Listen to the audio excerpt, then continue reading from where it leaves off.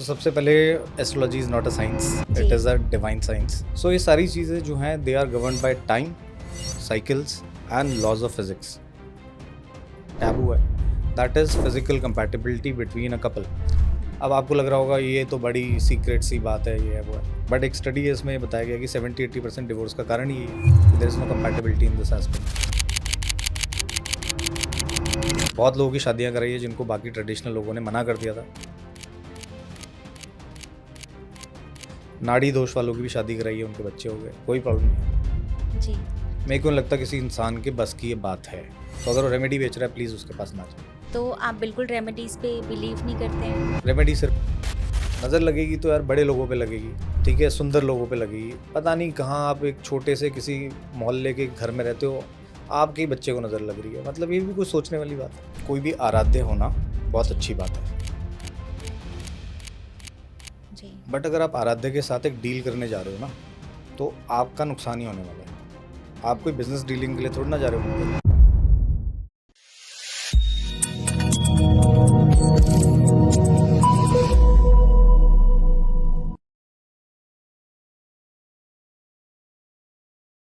नमस्ते everyone, welcome to सोच matters. आज का जो पॉडकास्ट है उसमें हम बात करने वाले हैं एस्ट्रोलॉजी की। यूँ तो हम बहुत सारे एस्ट्रोलॉजी के एपिसोड अपने पॉडकास्ट में लेकर आते रहते हैं और डिफरेंट गेस्ट हैं जिनकी डिफरेंट एक्सपर्टीज़ है। सबके अपने अपने ओपिनियंस हैं और सबकी अपनी अपनी स्टडीज़ हैं। ऐसे ही एक एस्ट्रोलॉजर हैं जिनकी सोच थोड़ा सा डिफरेंट है, जो बिलीव करते हैं फेस रीडिंग पर, जो बिलीव करते हैं नाड़ी एस्ट्रोलॉजी पे और जो बिलीव करते हैं कि जो आप कर्म करेंगे उसी का आपको फल मिलेगा। तो इसी टाइप की काफ़ी सारी बातें हमने इस पॉडकास्ट में की है जो आपको वीडियो को अंत तक देखने के लिए मजबूर कर देगी। आप ये समझेंगे कि इस टाइप की भी कोई एस्ट्रोलॉजी होती है और एस्ट्रोलॉजी को हम जिस तरीके से आज तक देखते आए हैं, आपका परसेप्शन एंड आपका नज़रिया पूरी तरीके से बदलने वाला है। तो चलिए स्वागत करते हैं हमारे special guest mister Himanshu Thapliyal ji का, only on Soch matters with me Poonam Rawat. Himanshu sir, बहुत बहुत स्वागत है आपका सोच मैटर्स पर। नमस्कार, थैंक यू। नमस्कार। आपका मैंने ना इंस्टाग्राम आईडी देखी थी, इट्स टोटली डिफरेंट, बाकी एस्ट्रोलॉजर से थोड़ी सी डिफरेंट एस्ट्रोलॉजी करते हैं आप। बट मुझे एक चीज़ बहुत अच्छी लगी कि आप साइंटिफिकली बहुत ज़्यादा चीज़ों को समझाते हैं। तो आप मुझे बताइए कि आप कैसे डिफ़ाइन करते हैं कि एस्ट्रोलॉजी एक साइंस है? सो सबसे पहले astrology is not a science, जी। It is a divine science. Okay. So अब इसमें डिवाइन साइंस का मतलब ये है कि it comes to only a few. कुछ ही लोगों को समझ में आती है, जी। कुछ ही लोग इसको कॉम्प्रिहेंड कर पाते हैं हम्म। और कुछ ही लोग इसको एज अ टूल यूज़ कर पाते हैं अपनी लाइफ में। ओके। बाकी अगर साइंस की बात करें, लाइक मॉडर्न साइंस जैसे आप कह रहे हैं, सो ऑल द प्लैनेट्स जो है उनका मूवमेंट जो है that is governed by the laws of physics.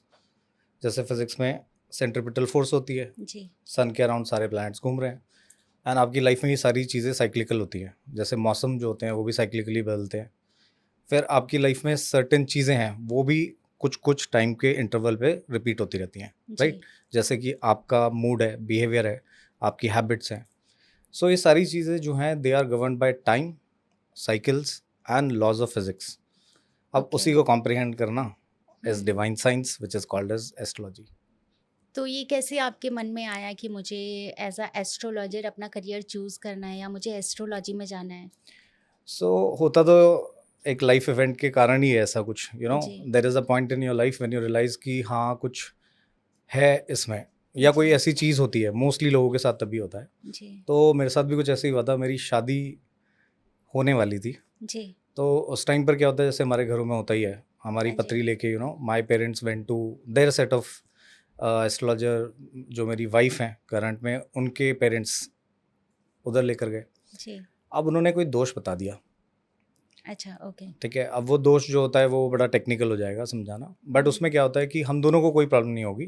There is a third party in my family जिसके ऊपर वो दोष पड़ रहा है। तो अब इसमें क्या हो गया कि एक कन्फ्यूजन क्रिएट हो गया। अब नाउ माई मदर और माई फैमिली, अब वो जाके और लोगों को दिखा रहे हैं। तो कोई लोग कह रहे हैं कि कुछ नहीं होता, ठीक हो जाएगा। कोई लोग कह रहे हैं नहीं नहीं ये तो बहुत खतरनाक दोष है। हम्म। तो बहुत कन्फ्यूजन पैदा हुआ। हालांकि मैं बचपन से एस्ट्रोलॉजी पढ़ता था, बस इस इवेंट के बाद मैंने डिसाइड कर लिया कि मेरे को क्रैक करना है कि आखिर ऐसा कैसे हो सकता है।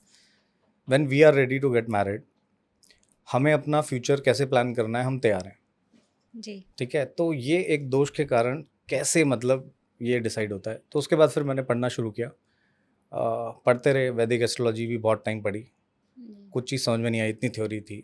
फिर बाद में थोड़ा उसको रिफाइन किया। फिर बाद में जब मैं नाड़ी एस्ट्रोलॉजी या स्टेलर एस्ट्रोलॉजी, जिसको नक्षत्र बेस्ड एस्ट्रोलॉजी कहते हैं, जी। उसमें आया, वहाँ रिजल्ट मिलने लगे, क्योंकि वहाँ फॉर्मूले हैं।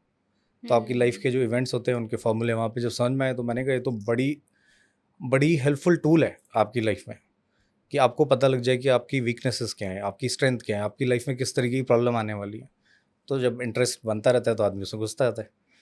तो करते रहे। उसके बाद 2018-19 के आसपास मैंने डिसाइड किया कि इसे प्रोफेशनली किया जाए, और 2021 के आसपास से मैं प्रोफेशनली फिर कंसल्टेशंस देने लगा। फिर उसके बाद तो रैबिट होल है, इतना इंटरेस्टिंग है, लोगों से इतनी सारी बातें करने को मिलती हैं, प्लस हेल्प करने को मिलता है, किसी को एम्पावर करने का मौका मिलता है।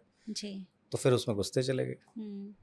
जैसे आपने अभी बताया कि एस्ट्रोलॉजी, वैदिक एस्ट्रोलॉजी आप पढ़ रहे थे, थोड़ा सा वहाँ पे आपको कन्फ्यूज़न हुई, फिर आप नाड़ी एस्ट्रोलॉजी पे आए। कैसे डिफरेंट है दोनों एक दूसरे से? सो एस्ट्रोलॉजी में ना बहुत सारे स्कूल ऑफ थॉट्स हैं, अब जी। सारे समझाना तो बड़ा मुश्किल है, जी। बट जो मोस्ट पॉपुलर है वो है वैदिक एस्ट्रोलॉजी। जी। सो कहते हैं कि पराशर ऋषि जो थे उनके थ्रू ये आगे चलती हुई आई। जी। अब इसमें क्या होता है कि इसमें थ्योरी बहुत सारी है, आप यकीन नहीं मानोगे, हजारों में योग हैं और कई हजार दोष हैं। अब आप बताइए एक इंसान कैसे याद रखेगा। जी। ठीक है, फिर हर किसी की लाइफ अलग है, हम करोड़ों लोग हैं, हर करोड़ों लोगों की करोड़ों तरीके के एक्सपीरियंसेस हैं, अलग अलग चीज़ें होती हैं। अब उसको एक ही चीज़ में फिट करना बड़ा मुश्किल है। अब आप कितने योग याद रखोगे, सूर्य पहले घर में होता है तो उसका क्या रिजल्ट है, 5वें घर में होता है तो किसका क्या रिजल्ट है, सूर्य के 144 कॉम्बिनेशन बन गए, ऐसे 9 प्लैनेट्स के बन गए, फिर नक्षत्र है। तो इतना ज़्यादा थ्योरी है कि कोई फार्मूला ही नहीं है कि अगर किसी को बताना है कि उनका बच्चा कब होगा या उनका लिटिगेशन विन कब होगा, कोई फार्मूला ही नहीं है। तो पढ़ते रहे, कन्फ्यूज़ होते रहे, कुछ अनलर्न किया। उसके बाद जब नाड़ी एस्ट्रोलॉजी समझ में आई, तो नाड़ी एस्ट्रोलॉजी का मैं आपको सिंपल सा फंडा बता देता हूँ। जैसे क्या होता है कि हमारी जो पूरा सोलर सिस्टम है वो एक डॉट के बराबर है पूरे ब्रह्मांड में। तो जो प्लैनेट्स है ना, उनका एक इमीडिएट इफेक्ट होता है, बिकॉज वो हमारी अर्थ के आसपास हैं, they are revolving around the earth. But जो रिजल्ट छुपे होते हैं ना, वो पीछे नक्षत्रों में और उपनक्षत्रों में, यानी डेस्टिनेशन आप वहाँ पहुँचोगे कि नहीं पहुँचोगे वो नक्षत्र बताएगा। प्लैनेट सिर्फ आपकी गाड़ी का ड्राइवर है। तो आप मार्स वाले ड्राइवर के साथ जाओगे जो कि मतलब थोड़ा जोशीला है, तेज गाड़ी चला रहा है, या आप एक बहुत ही ज़्यादा एक्सपीरियंस्ड आदमी के साथ जाके उस डेस्टिनेशन पे जाओगे। सिर्फ इतना रोल प्लैनेट का होता है। वैदिक में सारा का सारा ध्यान जो है प्लैनेट के ऊपर है, बट रिजल्ट के ऊपर नहीं है। तो बता रहे हैं आप कैसे जाओगे, ये तो पता लग जाता है वैदिक एस्ट्रोलॉजी से, बट आप वहाँ पहुँच पाओगे कि नहीं पहुँच पाओगे ये नाड़ी एस्ट्रोलॉजी से पता लगता है, यानी प्रेडिक्टिव। अब आपका लिटिगेशन होगा, आपके घर में चोरी होगी, ठीक है, आपकी किडनैपिंग होगी, आपकी शादी कब होगी, मैरिज आपकी लव मैरिज होगी या आप भाग के शादी करोगे, ये सब के भी हमारे पास फॉर्मूले हैं। अच्छा, ओके। हाँ जी। तो मतलब आप कह रहे हैं कि नाड़ी एस्ट्रोलॉजी से हम प्रिडिक्ट कर सकते हैं आने वाले इवेंट्स के बारे में। सो it is a pure predictive form of astrology. Okay. बाकी जो एस्ट्रोलॉजी है उसमें थ्योरी ज़्यादा है, it is an indicative science, but नाड़ी इज़ प्रिडिक्टिव। अगर आप मेरे से बोलोगे कि मैं गाड़ी कब खरीदूंगा, तो I can pin point in 3 महीने के अंदर, इस साल में। So that is the power of नाड़ी एस्ट्रोलॉजी। वाओ! और मुझे ये जानना है कि एस्ट्रोलॉजी से क्या हम अपनी लाइफ के आने वाले इवेंट्स के बारे में पता कर सकते हैं? बिल्कुल कर सकते हैं। जैसे आप मेरे इंस्टाग्राम में टेस्टिमोनियल का सिर्फ एक सेक्शन खोल लेना, जी। और अगर यकीन ना हो तो जहाँ से मैंने स्क्रीनशॉट लिए वो भी आपको दिखा दूंगा। सो it is not about me, it is just about नाड़ी एस्ट्रोलॉजी और उसकी पावर क्या है। जी।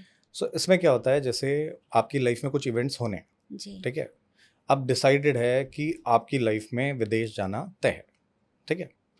अब आप कब जाओगे, कैसे जाओगे, आप कनाडा जाओगे कि न्यूजीलैंड जाओगे, तो आप ईस्ट की तरफ जाओगे या वेस्ट की तरफ जाओगे, ये भी हम बता सकते हैं। फिर आपको वीज़ा लगने में कितनी प्रॉब्लम होगी, आप वीज़ा किसी एजेंट के थ्रू लो या डायरेक्टली अप्लाई करो तो आ जाएगा। जी।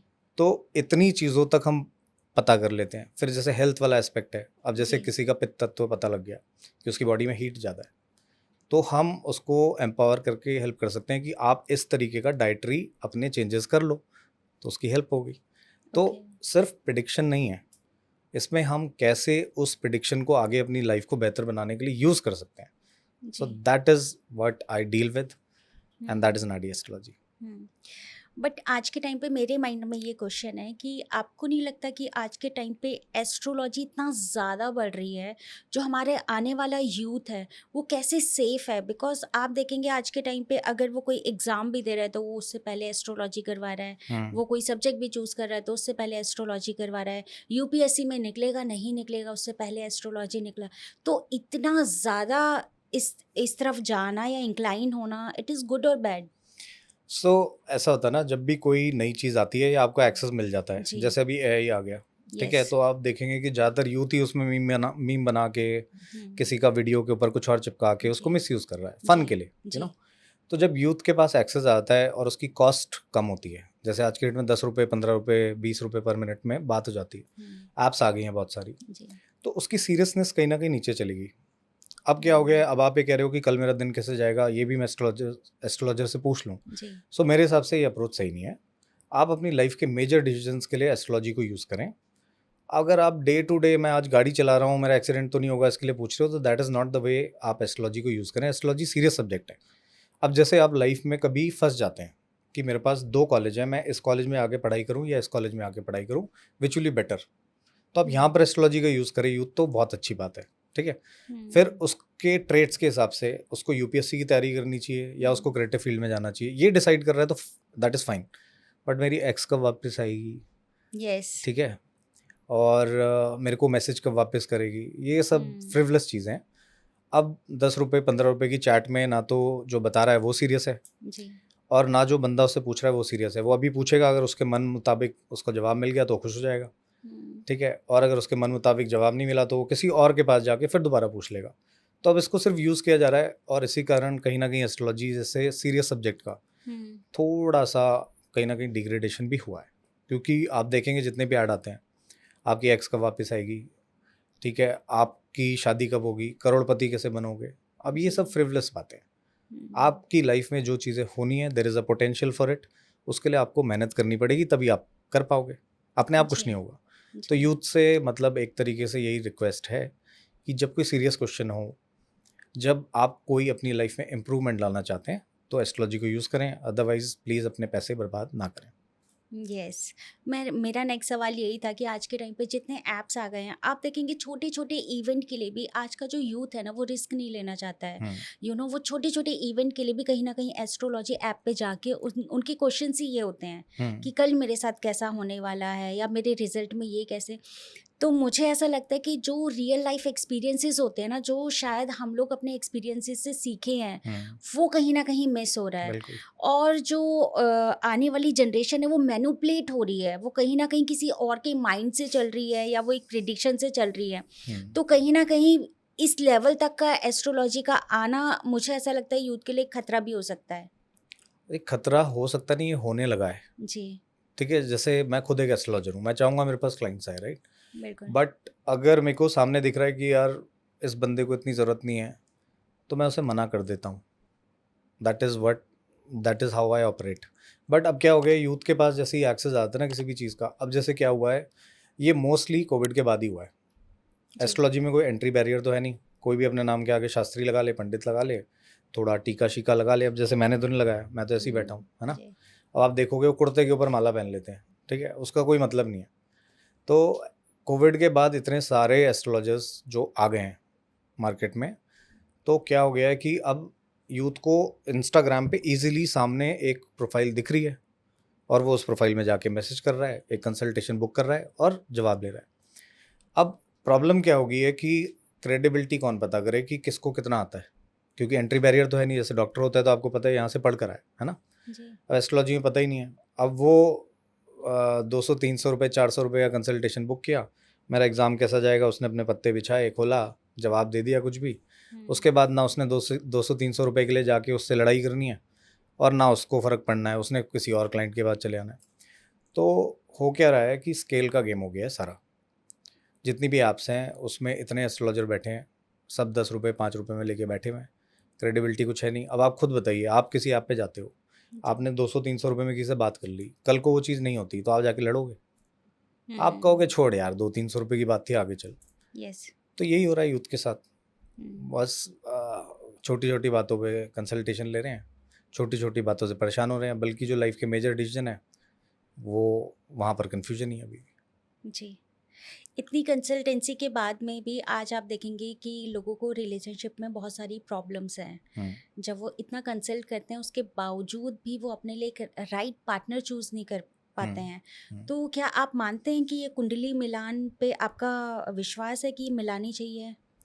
देखिए जी, मेरे खुद 10 गुण मिलते हैं, ओके, ठीक है, और मेरी शादी को बहुत टाइम हो गया, कई लोग जानते हैं कितना टाइम हो गया। जी, सो देखिए क्या है, गुण मिलान जो होता है या रिलेशनशिप जो कंसल्टेशन होती है ना, वो प्रैक्टिकल तरीके से होनी चाहिए। तो मैंने एक छोटा सा फॉर्मूला बनाया उसके लिए। जी। सो इसमें 4 गाड़ी के टायर हैं जिसके ऊपर आपकी रिलेशनशिप की गाड़ी चलती है, ठीक है।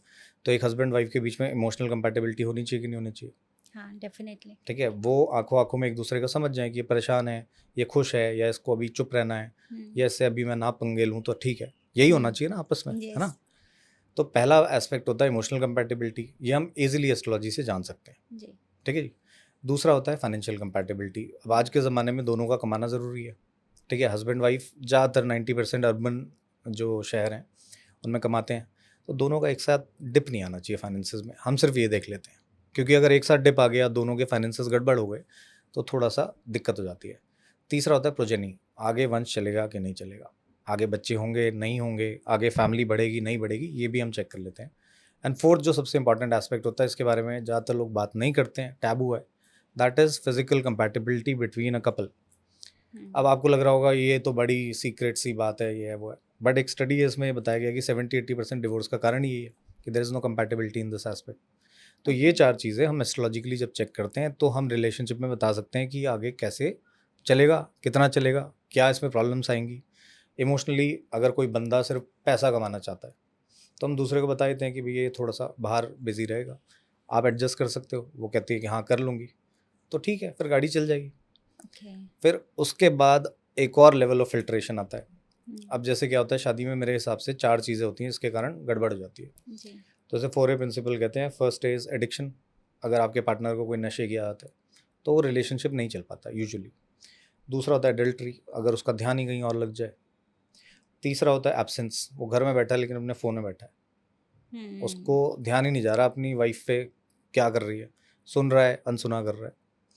और जो चौथा होता है वो होता है एग्रेशन, अगर घर का सामान टूटने लग जाए, दरवाज़ा पीटने लग जाए लोग, तो वो जी, रिलेशनशिप फिर डाउन गया। तो जी, हम ये 8 चीज़ें देखते हैं, इसके बेस पे शादी चलती है। गुणों का क्या लेना देना, आपके 36 गुण मिले, आपकी खुद की जान पहचान में कई लोग होंगे जिनके 32 गुण 34 गुण मिलते थे, दे आर डिवोर्स नाउ। आप खुद इधर उधर पता कर लेंगे। यस, तो जो ये सिस्टम है आउटडेटेड है, रिलेशनशिप में बहुत ही इफेक्टिव टूल है। मैंने बहुत लोगों की शादियां कराई है जिनको बाकी ट्रेडिशनल लोगों ने मना कर दिया था। नाड़ी दोष वालों की भी शादी कराई है, उनके बच्चे हो गए, कोई प्रॉब्लम नहीं है। जी। हाँ जी। आज के टाइम पे ना एस्ट्रोलॉजी की अगर हम बात करें तो ऐसे काफ़ी सारे एस्ट्रोलॉजर हैं जिन्होंने अपने कोर्स लॉन्च करे हैं। हम्म, तो मुझे ऐसा लगता है कि हर दूसरा बंदा अपने आप में एक एस्ट्रोलॉजर है। हम्म। तो ये कहाँ तक सही है और कैसे पता चले कि जो हम सीख रहे हैं, सामने वाला जो कोर्स दे रहा है, वो हमारे लिए प्रॉफिटेबल है? देखिए कोर्स तो मैं भी कराता हूँ जी। बट मैं आपको थोड़ा सा इसमें डिफरेंस ये बताता हूँ। जैसे क्या होता है कि इनका एक मोडस ऑपरेंडी है। जी। अब ये कहेंगे कि 100 रुपये का वेबिनार है, आप आ जाओ, ठीक है। अब आप भी कहोगे एस्ट्रोलॉजी में अगर आपका इंटरेस्ट है, 100 रुपये तो है, चल यार संडे को 1 घंटा वेबिनार ज्वाइन कर लेते हैं। जी। अब वहाँ पर 1000 बंदे आ गए। अब उन 1000 बंदों को 1 घंटे थोड़ा सा ड्रामेटाइज करके, ओवर ड्रामेटाइज करके एस्ट्रोलॉजी के बारे में ऐसे बताया जाता है कि अगर ये नहीं सीखी तो तुम्हें कुछ नहीं आएगा, जी। ठीक है। अब उसमें से क्या होता है, फिर 50-100 लोग आगे उनका बड़ा वाला कोर्स खरीद लेते हैं। ये तो हो गया उनका बिजनेस मार्केटिंग एस्पेक्ट। आपको कैसे पहचानना है, देखिए वो तो आपको अपना दिमाग खुद लगाना पड़ेगा। जैसे किस डॉक्टर के पास जाना है तो आपको खुद ही दिमाग लगाना पड़ता है ना, कि कौन सा डॉक्टर आपका इलाज कर सकता है, वो तो आपको ही जानना है। जी। लेकिन मैं ये कहूँगा कि थोड़ा आप उनका कंटेंट देखें, ठीक है। फिर थोड़ा उनकी बातों को क्रॉस चेक भी ज़रूर करें।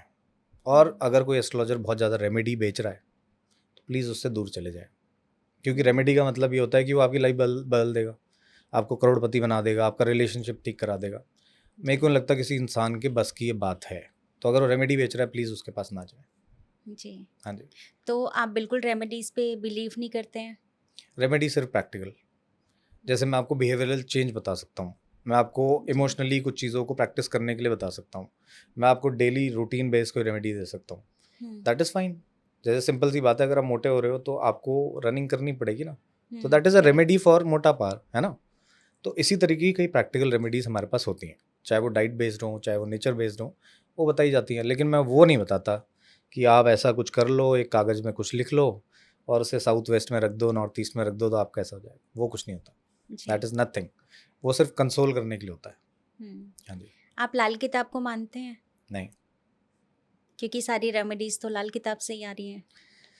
सो लाल किताब का भी ना इतिहास है, इसे आप पढ़ोगे तो आपको पता जी। लगेगा। वैसे तो पता ही नहीं है किसने लिखी थी, अब जिन्होंने भी लिखी थी, ठीक है, अपने हिसाब से लिखी होगी। हम्म, उस किताब में क्या होता है कि जी एक ही लगन है, हम्म, हर किसी का मेष लगन है।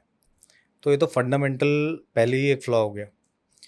उसके बाद क्या होता है कि आपकी पत्री में कोई प्रेडिक्शन हो चाहे ना हो, लेकिन आपको उपाय जरूर करने हैं। आप लाल जी। किताब किसी भी एस्ट्रोलॉजर के पास जाओगे तो वो आपको उपाय जरूर बताएगा। हम्म, वो कहेगा कोयला डाल दे पानी में, शमशान की मिट्टी के नीचे कर दे। मतलब ऐसी ऐसी रेमेडीज हैं कि मतलब कभी कभी सोच के लगता है कि बहुत ही खुराफाती दिमाग होना चाहिए ये सब सोचने के लिए। सो देखिए क्या होता है, दान जरूर करना चाहिए। जी। दान करके अच्छा लगता है, आप किसी की हेल्प कर पाएँ, किसी के लाइफ में मतलब यार खाना दे पाओ, किसी को हम्म, एजुकेशन दे पाओ, that is a good thing. But क्या उससे आपकी लाइफ बदल जाएगी? हम्म, ये तो नहीं होता ना। अगर ऐसा होता तो फिर तो भगवानों को भी अवतार न लेने पड़ते, जी। वो भी कुछ ना कुछ रेमेडी करके कंस वंस इन सबको मरवा देते। हाँ। ऐसा नहीं होता। आपको कर्म करना पड़ेगा साथ के साथ। दान हम्म, आप कीजिए, रेमेडीज जैसे लाल किताब में कई दान करने की बताई गई हैं, अगर जी। आपका मन है तो आप कीजिए, कोई हम्म, प्रॉब्लम नहीं है। हम्म, बट ये सोच के नहीं कि इसको करने के बाद मेरा बिजनेस चलने लगेगा, दैट इज जी। रॉन्ग। बिजनेस आपकी मेहनत से चलेगा और आपकी पत्री में जब अच्छा टाइम आएगा तभी चलेगा, वरना नहीं हम्म, चलेगा। हम्म।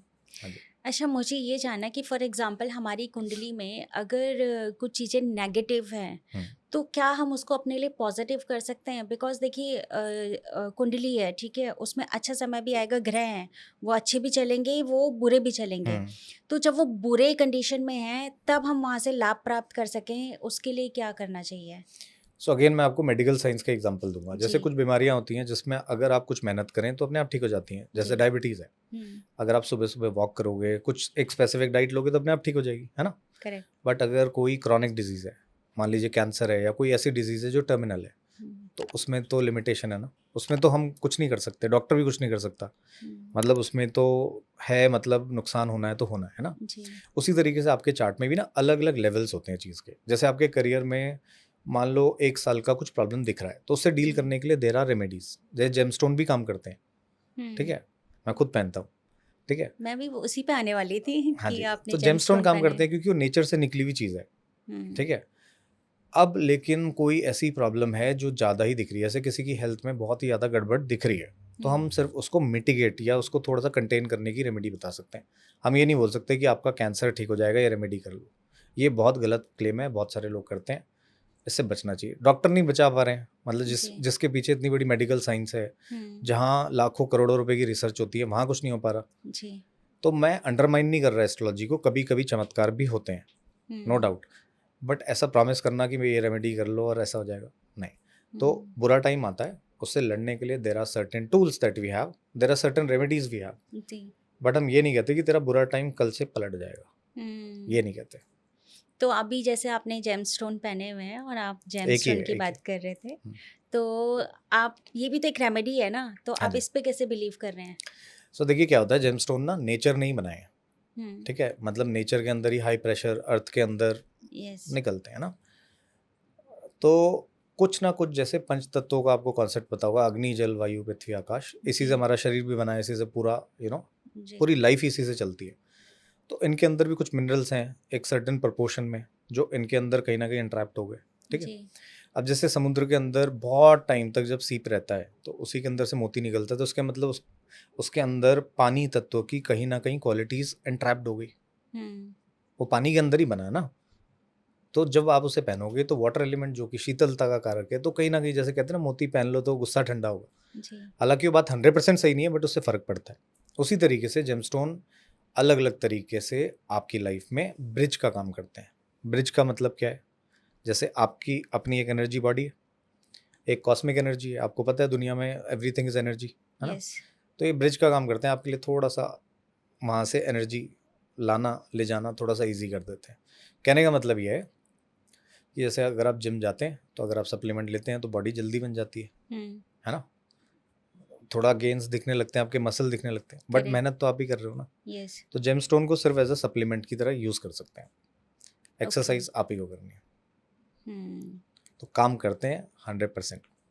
जेमस्टोन के बारे में अगर हम बात करें सर, तो मुझे ये बताइए कि इसकी लाइफ कितनी होती है, क्योंकि काफ़ी लोग बोलते हैं कि 5 इयर्स तक वैलिड होता है, उसके बाद इसको चेंज करना चाहिए, तो ये हम कितने टाइम में चेंज कर सकते हैं?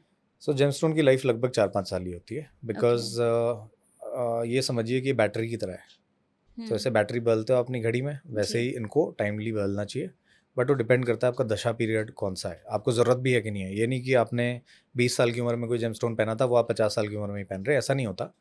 अलग अलग टाइम पीरियड में अलग अलग जेमस्टोन की रिक्वायरमेंट होती है। यूजुअली आप इसे 4-5 साल ही पहन सकते हैं। अच्छा, काफ़ी लोग हैं, मैंने मतलब किसी के चैनल पे देखा था, वो अपने जेमस्टोन निकाल के उनको मतलब रिचार्ज करते हैं। तो क्या ये कर सकते हैं बीच बीच में कि मतलब जेमस्टोन रिचार्ज होते रहें और फिर हम उसको अगेन पहन लें? सो जेमस्टोन को पहना ही एनर्जाइज करके आता है, जिसको हम मतलब हमारी संस्कृति में अभिमंत्रित करके पहनना कहते हैं। जी, हाँ ठीक जी। है। सो मंत्रों का आपको पता ही है कि साउंड की वाइब्रेशनल एनर्जी होती है ना। जी। So it is a purification of the stone. ठीक है। वैसे ही कुछ टाइम बाद अगर आपको लगता है कि मैंने जेमस्टोन पहना हुआ है, तो आप उसे दोबारा से मंत्रित करके एनर्जाइज कर सकते हैं। There is no problem in that. तो ये बिल्कुल सही है कि आप इसको एनर्जाइज कर सकते हैं। जेमस्टोन की जैसे अभी हम बात कर रहे थे, तो मुझे आप बताइए कि आज के टाइम पे ना क्रिस्टल्स बहुत चल रहे हैं कि बुरी नज़र से बचाने के लिए आप टाइगर आई पहन सकते हैं या फिर सिट्रिन पहन सकते हैं, है ना, क्लियर क्वार्ट्ज पहन सकते हैं। तो ये वाले जो क्रिस्टल्स हैं, ये कितना इफेक्टिव हैं? देखिए क्या होता है कि वैसे तो जो 9 प्लैनेट्स हैं, जी। उनके जो नवरत्न हैं वो सबसे सुप्रीम है। ओके। ठीक है। अब ये जो है ना, ये एक तरीके से आप मान सकते हो कि उन्हीं का एक सब्स्टिट्यूट है। जैसे मान लीजिए आपका मार्स का कुछ इशू है, तो हम मूंगा यूजुअली किसी को रिकमेंड करते हैं, बट अगर कोई मूंगा नहीं ले पा रहा है तो वो क्रिस्टल ले ले, तो इफेक्ट होता है, बट उसका ना इफेक्ट बड़ा छोटा होता है, it can not be quantified. फिर दूसरा ये जो क्लेम है कि मैंने पायराइट ले लिया और पायराइट का यहाँ पे स्टोन रॉक रख दिया अपने टेबल पे तो उससे पैसा आएगा, ऐसा नहीं होता। तो ये मतलब एक तरीके से मिसकंसेप्शन है मार्केट में कि अगर आप क्रिस्टल पहन लेते हो, आपने ज़्यादातर देखा होगा बहुत सारे लोग बहुत सारे पहनते हैं, जी जी। गले में भी पहनते हैं। ठीक है। आजकल तो बहुत सारी और भी चीज़ें चलने लगी हैं, तो इनका उतना इम्पैक्ट नहीं होता जितना कि एक नवरत्न, मतलब जो कि एक प्रॉपर जेमस्टोन है ग्रह का, उतना। So these are just substitutes, मतलब थोड़ा सा फैशन प्लस हाँ थोड़ा सा इट कैन अट्रैक्ट ऑल्सो वाली जोन में। बट पायराइट को लेके कहा जाता है कि ये तो मनी अट्रैक्शन के लिए बहुत इफेक्टिव है और मनी के लिए ही बेसिकली उसको पहना जाता है। तो पायराइट के बारे में क्या कहना है आपका? पैसा अट्रैक्ट करने के लिए ना आपकी कुंडली में उस तरीके ही योग होने चाहिए। पायराइट तो बाद में आएगा। पायराइट देखिए क्या है, एक तरीके से साइकोलॉजिकल इम्पैक्ट भी होता है कि मैंने कुछ कर रखा है और इससे कुछ पॉजिटिव होगा, है ना। जैसे अगर आपका कोई छोटा सा बच्चा है, वो रेस में जा रहा है, आप उसे पहले से ही कह दो कि आप जीतोगे बेटा, आपको मैंने रुमाल जेब में डाल दिया, अब आप रेस जीत जाओगे, तो उसका कॉन्फिडेंस बढ़ जाता है। Exactly. तो ये कॉन्फिडेंस बूस्टिंग के लिए है। फिर थोड़ा सा एनर्जी स्पेस में भी काम करता है। जैसे पायराइट है तो ऑब्वियसली वो आपकी जो इधर की एनर्जी स्पेस है उसको थोड़ा पॉजिटिव करेगा। बट मैंने आज तक कहीं ऐसा देखा नहीं कि उसने पायराइट रख दिया हो और उसके घर में छप्पर फाड़ पैसा आ गया हो। मैं भी इसी फील्ड में हूँ, बहुत टाइम से हूँ, ऐसा कुछ होता नहीं। हाँ, मैं इसीलिए थोड़ा सा कनेक्ट कर पा रही हूँ इस बात से, बिकॉज मुझे याद है जब हम एग्ज़ाम देने जाते थे तो मम्मी वो दही और वो दही और खिलाते थे, तो चीनी। हम उसी से पॉजिटिव हो जाते थे। और सम टाइम ना वो ऐसा झूठ झूठ बोल के भी हाथ में जैसे कलावा बांध दिया और कहते थे कि हाँ पंडित जी ने बोला है कि बहुत एकदम इसका तो ऐसा जाएगा एग्ज़ाम की, बहुत अच्छा। तो वो एक बिलीव बन जाता है कि यस ये मेरे साथ है तो फॉर श्योर मैं बहुत अच्छा ही करूँगी या करूँगा। बिल्कुल। तो शायद वो उस सो तरीके का इसको वर्क करता है। आजकल अफर्मेशन कह लो या जी पॉजिटिविटी कह लो, बट मोस्टली ये रेमेडीज इसलिए बांटी आती हैं कि यार मुझे पत्री में तो इसके कुछ समझ में नहीं आ रहा, मुसीबत कब है, जी। ठीक है, कब तक है। तो एक काम करता हूँ, इसको ना 6-7 महीने के लिए कुछ पहना देता हूँ, तो ये थोड़ा सा शांत सा रहेगा कि कुछ होने वाला है पॉजिटिव। जी। मैं अपनी बात नहीं कर रहा, बाकियों की बात कर रहा हूँ। जी। पैसिफाई और करने के लिए दिया जाता है। एक मेरे माइंड में ये आ रहा है कि अब मैंने आपका चैनल जब गो थ्रू किया था तो वहाँ पे आपने बोला था कि जो मांगलिक दोष की लोग बातें करते हैं वो मिथ है। बिल्कुल। है ना कि मतलब मेरे को बहुत हंसी भी आ रही थी वो देख के, जो आपने रील डाला था कि छोटी बच्ची हो गया। तो लाइक वही कि आप मुझे बताइए कि कैसे मांगलिक दोष मिथ है, क्योंकि आज तक मतलब ये तो मैं अपने मम्मी डैडी के टाइम से भी सुनते बिल्कुल। हुए आ रही हूँ कि कोई मांगलिक है तो वहाँ पे बहुत प्रॉब्लम्स होती हैं, मैरिजेस में प्रॉब्लम होती हैं, तो आप कैसे बोल रहे हैं कि ये मिथ है? सो देखिए, मैरिज में तो हर किसी की प्रॉब्लम आती आती है, ये तो गिवन है। जी। आप मेरे को एक शादी बता दीजिए दुनिया की जहाँ पर सब कुछ बढ़िया चल रहा हो। जब भी दो लोग साथ में रहते हैं तो कुछ ना कुछ इश्यू तो आएंगे। रिलेशनशिप हमेशा ही फ्रिक्शन के साथ चलता है ना। जी। अब आते हैं मंगल दोष के ऊपर, ठीक है। तो आपकी कुंडली में अगर मतलब जैसे 5 घर होते हैं, उनमें अगर मंगल बैठ जाए, जी। ठीक है, 7, 8, 12, सेकेंड हाउस, फोर्थ हाउस, इनमें जब मंगल बैठ जाता है तो कहते हैं मंगल दोष है, ठीक है। हो सकता है मैं एक आधा हाउस इधर उधर गलत बोल दिया हो, क्योंकि मैं वैदिक नहीं करता हूँ। जी। बट 12 में से 5 घर में जब मंगल बैठता है तो आप मांगलिक हो गए। तो यानी कितने परसेंट लोग हो गए? 40-45% लोग हो गए, है ना। अब 40-45% लोगों का ये कहते हैं कि मंगल दोष है। आज तक मेरे को किसी ने ये नहीं बताया कि मंगल दोष से होता क्या है। क्या होता है मंगल दोष से? आपने भी बचपन से सुना होगा, क्या होता है मंगल दोष से? कुछ तो प्रॉब्लम होगी ना शादी कुछ में। तो क्या, से क्या होता है, मतलब प्रिडिक्शन नहीं है बेसिकली ना ये उसमें। कहा जाता है कि अगर लड़की के बहुत ज्यादा हाई मंगल दोष है तो हम्म, फिर लड़के की डेथ हो जाती है, तो या फिर लड़के अगर की लड़के का है तो शायद लड़की की हो जाती तो है, ऐसा लड़के की कुछ। डेथ तो कभी ना कभी होगी, ठीक है, लेकिन उसकी पत्री से होगी ना। उसको जितना जीवन भगवान ने दिया है वो उतना जी के जाएगा। जी। उसमें लड़की से क्या लेना देना है? लड़की अपना जीवन लेकर आई है, लड़का अपना जीवन लेकर आया है ना।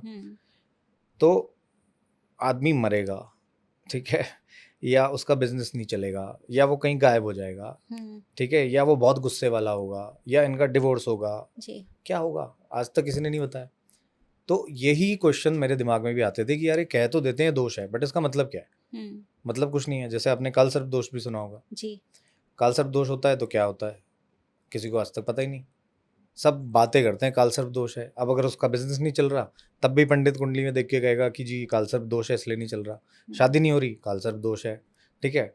लड़की है, उसकी उम्र 28 साल हो गई, अरे मांगलिक है ना इसलिए नहीं हो रहा।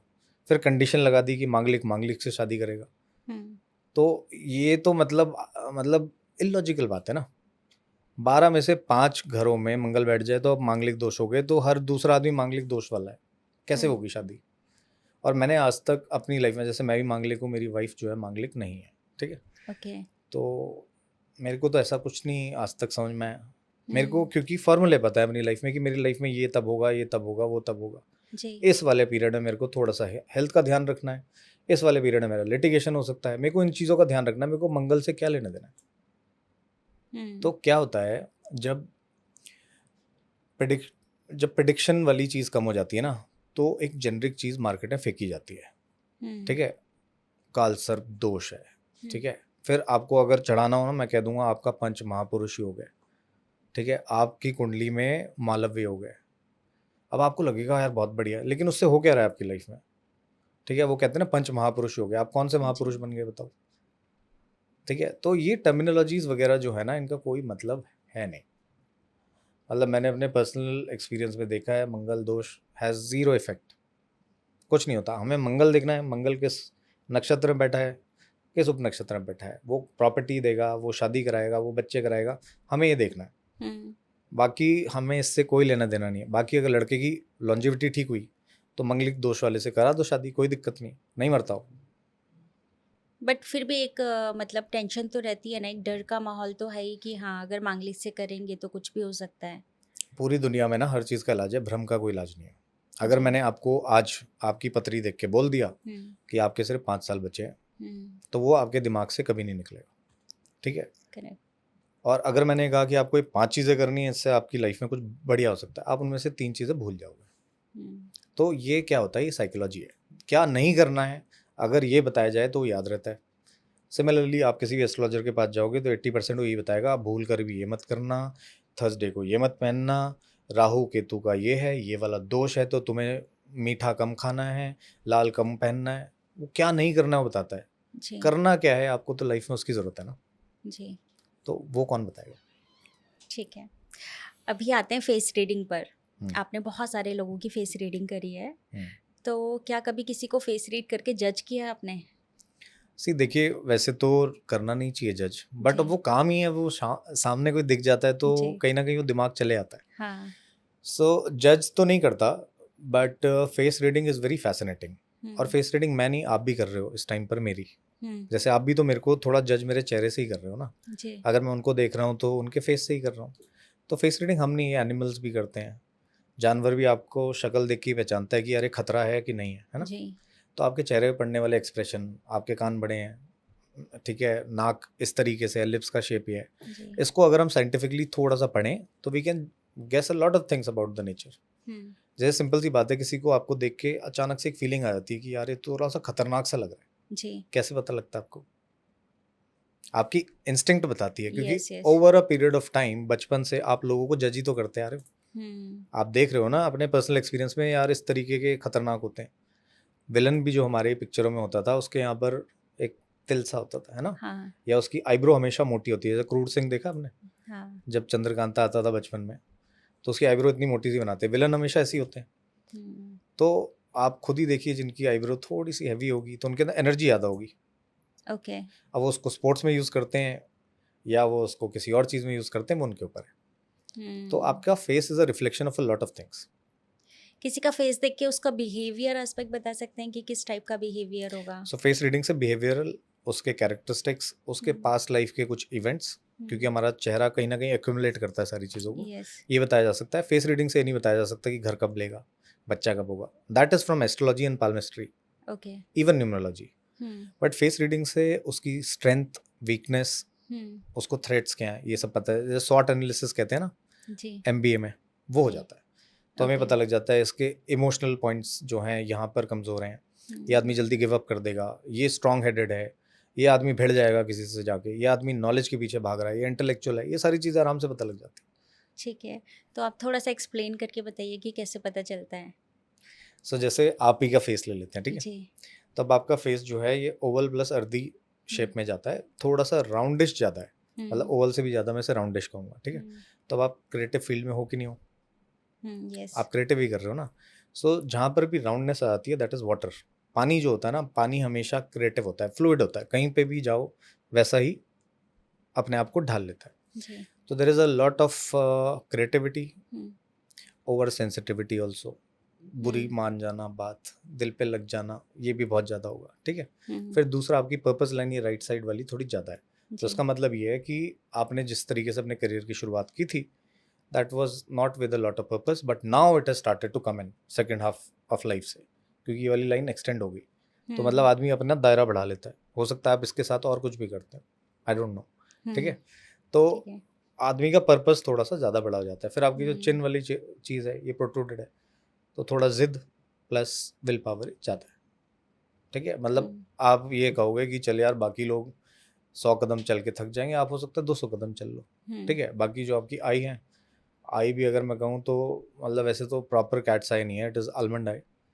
तो ये भी अगेन कहीं ना कहीं क्रिएटिविटी प्लस रिलेशनशिप वाली साइड में थोड़ा सा ज़्यादा अटेंशन मांगता है, थोड़ा ध्यान उधर चले जाता है। बाकी चीक बोन्स अच्छे हैं, पैसा कमा लोगे। ठीक है, थैंक यू। और थोड़ा सा और मतलब मैं ये जानना चाहती हूँ कि लाइक हम किसी को कैसे फेस देख के कैसे पहचाने कि हाँ मतलब ये कितना बेटर है या नहीं है, या उसका बिहेवियर क्या है, वो कैसे हम पता कर सकते हैं? देखिए, उसके लिए तो आपको कोर्स ज्वाइन करना पड़ेगा, वहीं जी। सिखा पाऊंगा। बट जी। आपको कुछ ऐसे टिप्स देता हूँ। जैसे क्या होता है कि आपने देखा होगा कि जितने भी फिलोसफर होते हैं, जी। ठीक है, आप फ्रांस के या इटली साइड के उठा के देख लो, जो मूर्तियां बनी हुई है, स्टीव हाँ, जॉब्स का करेक्ट चेहरा देख करेक्ट। लो, उनका जो सर है ऐसे अंडे की तरह दिखेगा। जितने भी फिलोसफर हैं आप उठा के देख लो, साइंटिस्ट उठा के देख लो, तो जो लोग बहुत ज़्यादा इंटेलेक्चुअल काम करते हैं, उनका जो सर होता है ना, वो थोड़ा सा ऐसे अंडे की तरह, प्लस हेयर लाइन पीछे चली जाती है। आप जितने भी सॉक्रेट्स उठा के देख लो, एरिस्टोटल उठा के देख लो, उनकी जो पुरानी फोटो हैं, गैलीलियो उठा के देख लो, ठीक है।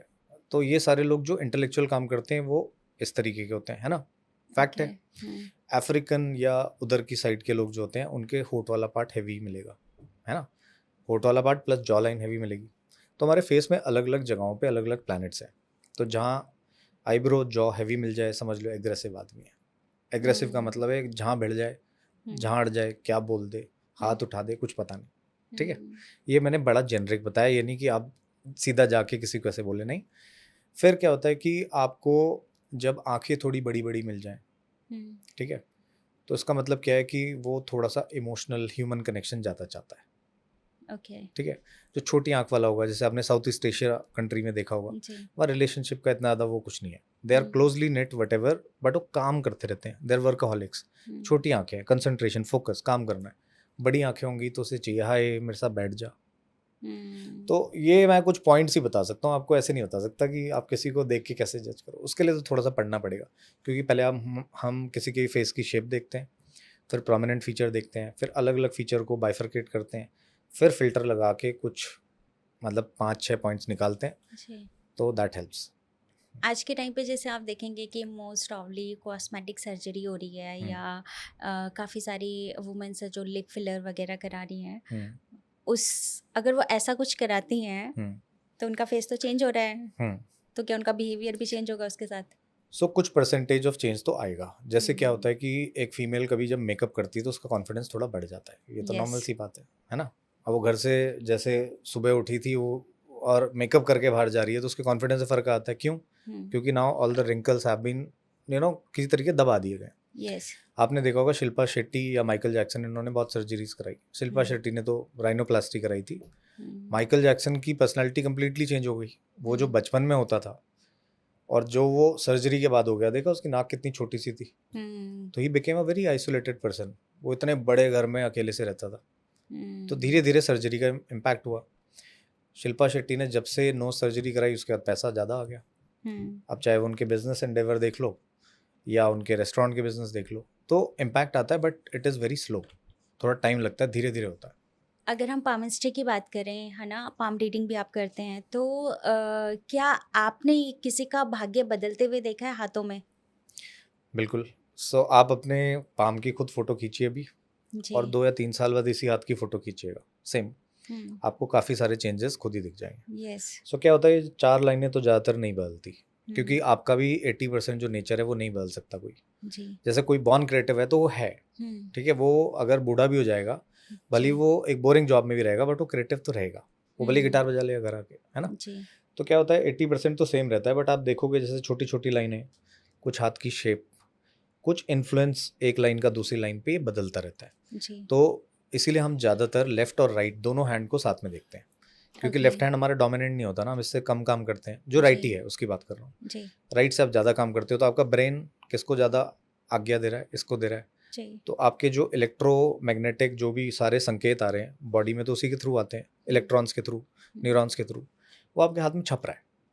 अब इसका भी आपको और अच्छा एग्जांपल अगर मैं दूं, तो जैसे क्या होता है कि कोई मतलब फीमेल है, ठीक है, उसके आप लेफ्ट हैंड में देखेंगे ऐसे एयर, जैसे वाटर लाइन कहते हैं, मतलब हार्ट लाइन, जी। ये बहुत ही ज़्यादा चेंड है, बहुत ज़्यादा, ठीक है। और इस वाले हाथ में आधे के बाद वो ठीक हो रही है, तो उसका मतलब ये कह सकते हैं कि उसको लाइफ पार्टनर ऐसा मिला जिसने उसको इमोशनली बड़ा स्टेबल कर दिया। ओके। तो अब क्या हो गया, वो रहती बड़ी परेशान थी, हाय मेरा पति, हाय कब आओगे, मेरे घुमाने ले जाओ, ये करो वो करो। अब वो थोड़ी सी प्रैक्टिकल हो गई, तो अब उसके पाम देख के पता लग जाता है, या उसके 5 साल पुराने पाम को देखेंगे और अब देखेंगे, तो हमें ये फ़र्क पता लग जाएगा। एक बच्चा है, पहले पढ़ता नहीं था, अब पढ़ने लगा, तो उसकी लेफ्ट हैंड की जो एयरलाइन होगी, मतलब airline is mostly about thoughts, पढ़ाई, सोच, वो यहाँ वाले हाथ में अगर बढ़िया है, तो उसका मतलब ये है कि उसने एक्स्ट्रा एफर्ट डाले अपनी पढ़ाई में, जी। उसने बहुत ज़्यादा मेहनत की है। तो कहता हाँ, आपको कैसे पता। तो बिल्कुल फ़र्क पड़ता है, आपके पाम में भी चेंजेस आते हैं जैसे जैसे आप अपनी लाइफ में, इसे प्रारब्ध का कॉन्सेप्ट कहते हैं। मतलब आज जो आप कुछ कर रहे हो, ये आगे आगे आपके लिए रास्ता बनाता है, तो वो आपके हाथ में रिफ्लेक्ट होना शुरू हो जाता है। जैसे कुछ लाइनें मेरे हाथ में भी हैं जो पहले नहीं थी, जी। तो ये वाली लाइन आ गई, मून वाली, ठीक है, फिर यहाँ से एक और एक्स्ट्रा लाइन आ गई, ये पहले नहीं थी। मैं आपको अपना पुराना पाम दिखा सकता हूँ, आप बोलोगे तो पॉडकास्ट में भी डाल देना, मेरे पुराने अपने पाम की फ़ोटो है, अब चेंज आ गया। जी। नहीं, ये चीज़ तो देखिए मैंने भी नोटिस करी है। जब मैं धीरे धीरे बड़ी होती गई तो मेरे हाथों की रेखाएं बदलती गई, बट मुझे आज तक वो वाला कॉन्सेप्ट समझ नहीं आया कि वुमेन का लेफ्ट हैंड देखा जाता है और मैन का राइट हैंड, ऐसा क्यों? वो इसलिए देखा जाता था क्योंकि देखिए ये ना पुरानी साइंस है, जी। इसमें कुछ ना एडवांसमेंट नहीं हुए, जो पुराने चले आ रहे वो मानते गए। जी। अब फीमेल्स का यूजुअली क्या होता था कि पुराने ज़माने में दे वर नॉट एक्टिवली वर्किंग, वो घर पे ही ज़्यादातर रहती थी, है ना, यही जी। स्ट्रक्चर था जी। सोसाइटी का। हम्म, तो उनका जो लेफ्ट हैंड होता था वो अनअफेक्टेड होता था, मतलब ज़्यादा उसमें चेंजेस नहीं आए उनके हम्म, कर्मों के हिसाब से।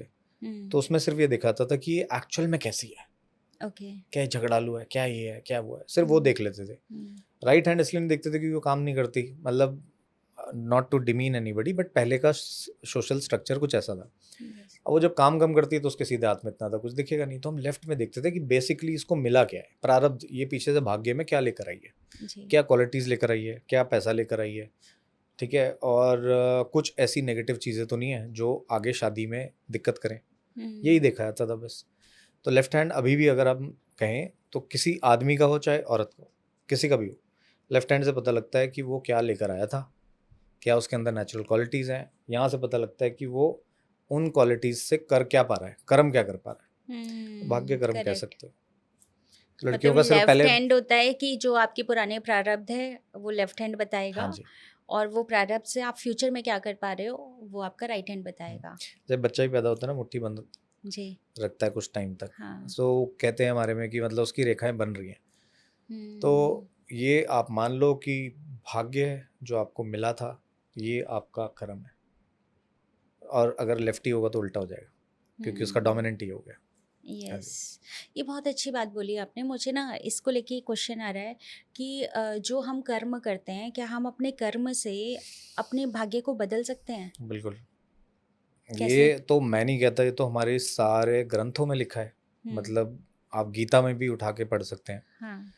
तो कर्मों का देखिए क्या है ना, हमारी लाइफ जो है एक तरीके से समझ लीजिए कि एक पुल है, वो बन रहा है, ठीक हम्म। है, पीछे से आपके पास कुछ सामान आया है वगैरह जो भी आया है, वो कंस्ट्रक्शन में है। जी। अब आप कहते हो इसे यहाँ नहीं इधर की तरफ मोड़ लो, तो हो सकता है आप शॉर्टकट से अच्छे रास्ते की तरफ मोड़ लो, हम्म। ठीक है, फिर हो सकता है आप यहाँ पर कुछ ऐसा डिसीजन ले लो गड़बड़, वो पुल आधे में ही बन के रुक जाए, ऐसा भी होता है। हम्म, तो एक एग्जाम्पल है। अब सिंपल सी बात है कि अगर आपका लाइफ में ये मान लीजिए कि रिलेशनशिप खराब है फॉर एग्जांपल, जी। ठीक है, तो अब आप उसे और बुरा करोगे रोज लड़ झगड़ के, हम्म। ठीक है, रोज उसमें घी डालोगे, ये तो आपके हाथ में है ना, या आप कहोगे कि यार फॉर ग्रेटर गुड मैं इससे निकल लेता हूँ। हम्म। आपके डिसीजन के ऊपर आपका भाग्य बन रहा है कि नहीं बन रहा है। यस। आज आज आज आप क्या डिसाइड कर रहे हो, उसी से तो डिसाइड हो रहा है ना कि आगे क्या जाएगा। हम्म। जैसे कई लोग मेरे पास आते हैं कि हम पिछले 7 साल से शादी में हैं, हम्म। लवलेस मैरिज है, कोई इसमें मतलब प्यार कोई कनेक्शन कुछ नहीं है, तो मैं ये कहता हूँ कि आप निकल क्यों नहीं पा रहे हो। अगर आप 7 साल पहले ये सोच चुके थे कि इसमें कुछ नहीं है मेरे को निकलना है, हम्म। तो उन्होंने अपने 7 साल तो खुद ही खराब किया ना, अपना भाग्य हम्म। 7 साल का तो खुद ही खराब किया। सो कर्मों से बहुत सारी चीज़ें बदली आती हैं और इसके बहुत एग्जाम्पल्स भी हैं, बहुत एग्जाम्पल्स हैं। आप चाहे हिस्ट्री से उठा के देख लो या अपनी लाइफ में ही देख लो, कुछ चीज़ें आपने कर्मों के बल पे ही पाई होंगी, हम्म। लेकिन कुछ चीज़ें तो आपको भाग्य से ही मिलेंगी। जैसे हम्म। भाग्य से लुक्स मिलते हैं, भाग्य से आपको कुछ टैलेंट मिलते हैं, हम्म। ये आप कर्मों से करोगे तो थोड़ा मेहनत लगेगी। जैसे कई लोग बचपन से ही गा करेक्ट, लेते हैं, करेक्ट, करेक्ट। हम्म। जैसे कई लोगों को संगीत सीखने की ज़रूरत नहीं, वो गा लेते हैं। हम्म। कई लोग गिटार पकड़ लें तो वो 2-4 हम्म। महीने के अंदर ही मतलब थोड़ा सा कमांड ले लेते हैं उसके ऊपर। जी। कर्मों से भी किया जा सकता है, हम्म। कर्मों से भी किया जा सकता है, बट उसमें मेहनत लगी। कई लोग कर्मों से गिटारिस्ट बनते हैं, कई लोग भाग्य से बनते हैं। कई लोगों को करेक्ट। बचपन में पकड़ा दिया गिटार, वो गिटारिस्ट बन गए। कई को हम्म। पकड़ाया नहीं, उसने 20 साल मेहनत की तब बना। हम्म। तो किया जा सकता है बिल्कुल, बट भाग्य का अपना रोल है, कर्म का अपना रोल है। सो दोनों बराबर है, साथ साथ चलते हैं। शादी के लिए कुंडली का मिलना कितना ज़्यादा इम्पोर्टेंट है आपके पॉइंट ऑफ व्यू से? सी देखिए, अगर आप लव मैरिज कर रहे हैं और आपको अपने फंडे क्लियर हैं, जैसे आजकल मेरे पास बहुत सारे लोग आते हैं जो जी। मतलब विदेशों में रह रहे हैं, मॉडर्न हैं, हम्म। थोड़ा दुनिया देख चुके हैं, एक्सपोजर जी। अच्छा है, जी। उन्हें पता है पार्टनर मेरे लिए ठीक है। हम्म। तो मैं कहता हूँ कुंडली मत दिखाओ, if you are ready for it go for it. Hmm. अब अगर आप थोड़ा सा भी एक वो चाहते हो, मतलब एक शक है कि क्या यार ये इस चीज़ में ठीक रहेगा कि नहीं रहेगा, इसके फाइनेंसेस कैसे रहेंगे कि नहीं रहेंगे, तो आप इसकी हेल्प ले सकते हो। बिल्कुल, जैसे मैंने आपको पहले बताया था कि 4 पैरामीटर चेक करने होते हैं, हम्म। वही चेक करेंगे। शादी इसी बेसिस पे चलती है। आप मेरे को और कोई 5वां पैरामीटर बता दो इसके बेस पे शादी चलती हो। वो सब छोटे पैरामीटर हैं। वो सास-वास ये जो होती है ना, ये सब बाद के पैरामीटर हैं। जी। बट हस्बैंड वाइफ के बीच में emotional, financial, physical and progeny, ये 4 चीज़ें ठीक होनी चाहिए तो शादी ठीक है। बाकी हम्म। झै-झै भै-भै तो हर कपल में होनी हम्म। है। बट कुछ भी सम करो। टाइम ऐसा होता है ना सर, मैं आपको अपना केस बताती हूँ। मेरी एक फ्रेंड है, हम्म, तो उन्होंने क्या करा है कि मतलब वो 7 साल से रिलेशनशिप में थी और हमने उनको देखा है कि मतलब वो बहुत अच्छे कपल थे, बहुत हम्म, अच्छे से रहते थे। और वो 7 years उनके मतलब जस्ट लाइक अ वंडर्स, मतलब ऐसे जा रहे थे और हमें लगता था कि मतलब they both are very good. और फाइनली जाके जब वो सेटल्ड हो गए तो उन्होंने डिसाइड किया कि वो मैरिज करेंगे। हम्म। लेकिन जैसे ही उन्होंने मैरिज करी, वो रिश्ता 1 year भी नहीं चला। I don't know why. और वहाँ पे मतलब 1 साल बाद ही फिर उनका डिवोर्स वगैरह हो गया। तो ये क्या कंडीशन थी कि मतलब पहले वो बहुत खुश थे, लेकिन शादी होते ही उस रिश्ते में प्रॉब्लम्स आने लग गई? सो इसे दशा कहते हैं। दशा का मतलब ये होता है कि हम्म। आपके प्लैनेट्स का अलग अलग पीरियड्स होते हैं। जी। ठीक है। जैसे आपका बृहस्पति है वो 16 साल की दशा है, शनि 19 साल की है। हर किसी के अपने अपने डिफाइंड पीरियड्स हैं। हम्म। फिर इसके पीछे सब पीरियड्स आते हैं। सब हम्म। पीरियड्स का मतलब चलो इसे और सिंपली समझा देता हूँ। देश का प्रधानमंत्री है वो महादशा है आपकी। ठीक जी। है। वो बड़े डिसीजन लेता है पूरे हम्म। देश के लिए। हम्म। फिर आपकी जो अंतरदशा है वो चीफ मिनिस्टर मान लो आप, वो अपने स्टेट में ले रहा है। हम्म। अगर वो हेल्थ का है तो हेल्थ देख रहा है करेक्ट। कोई, मतलब अगर सिक्योरिटी वाला है तो सिक्योरिटी दे। हम्म। फिर उसके बाद प्रत्यंतर दशा होती है, मतलब सब पीरियड कहते हैं इसको। जी। ठीक है। वो मान लीजिए डीएम है।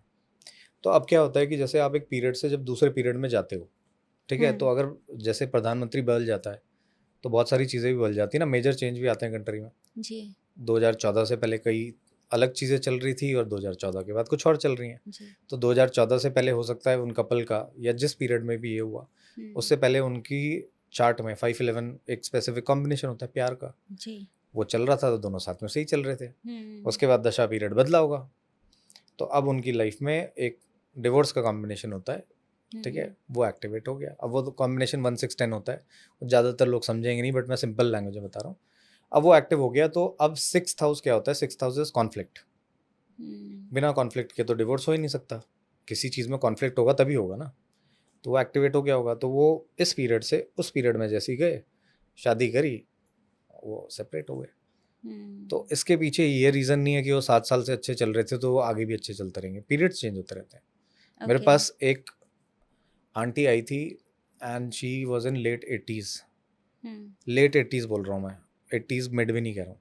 हम्म। उन्होंने बताया कि वो अपनी लाइफ में लगभग 40 साल एक ऐसी शादी में रही कि मतलब जिसमें मतलब उनको घर से बाहर निकलना अलाउड नहीं था, बहुत हम्म। सारे रिस्ट्रिक्शन थे, ये था वो था। हेल्थ हम्म। की बहुत प्रॉब्लम्स देखी उन्होंने अपनी लाइफ में। ठीक है। मतलब हाँ। उन्होंने 17 या 18 ऑपरेशन कराए हुए हैं। ठीक है। तो उनका दशा पीरियड जो था, मतलब वो जो 18 19 साल का था, दैट वाज वेरी बैड। उसके बाद फिर जो 20 साल की दशा आई वो भी बहुत पिटी हुई थी। बट जैसी उनकी एक दशा बदली, हम्म। वो इतने साल शादी होने के बाद भी आई थिंक 80s या 80s एंड में कभी उन्होंने सेपरेशन ले लिया। उस टाइम पर कोई अच्छा। लेता नहीं था। हम्म। क्योंकि अब उनके कुछ ऐसे कॉम्बिनेशन आ गए जहाँ पर वो अब मेंटली और मतलब अंदर से मूड ठीक रहे उनका। मतलब हम्म। 511 एक कॉम्बिनेशन उनका एक्टिव हो गया। उन्होंने डिसीजन ले लिया। इतनी बुरी शादी के बाद वो बाहर आई, उन्होंने खुद सारा काम किया, उन्होंने 2 बच्चे भी खुद पाले। अब दोनों बच्चे भी मतलब वेल सेटल्ड हैं। वो आज की डेट में हम्म। भी एक्टिव हैं, पूरे समाज में एक्टिव हैं। तो दशा बदली तो सब बदल गया। That's how it happens.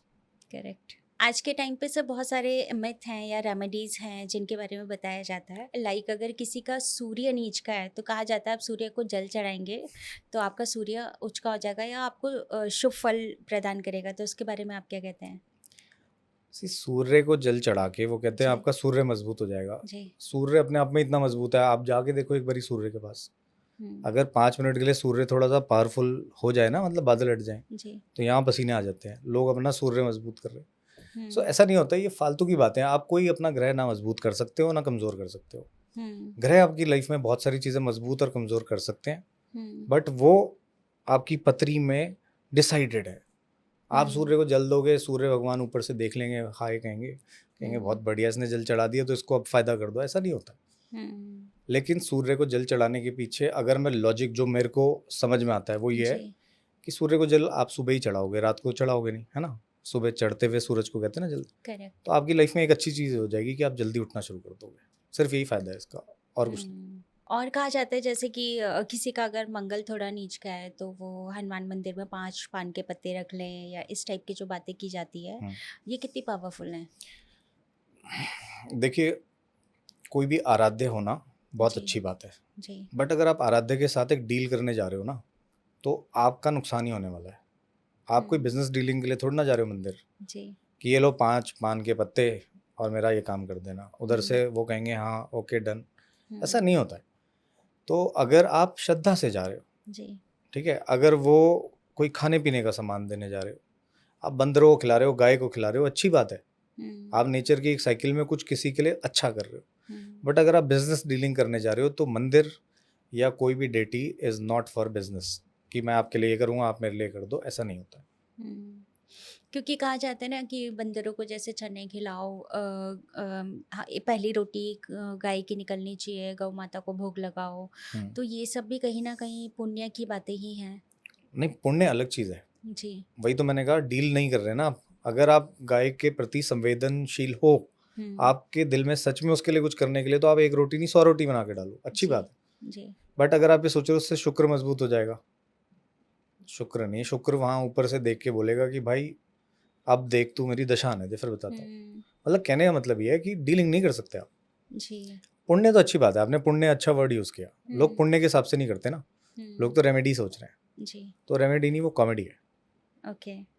काफ़ी सारे जैसे कपल्स हैं, उनको कहा जाता है कि अगर उनके बीच में मनमुटाव है तो वो इत्र का यूज़ करें, है ना। काफ़ी और भी बातें कही गई हैं कि मतलब इस तरीके से दही का यूज़ बताया गया है कि दही यूज़ करेंगे तो उस तरीके से आपके बीच में रोमांस बढ़ेगा।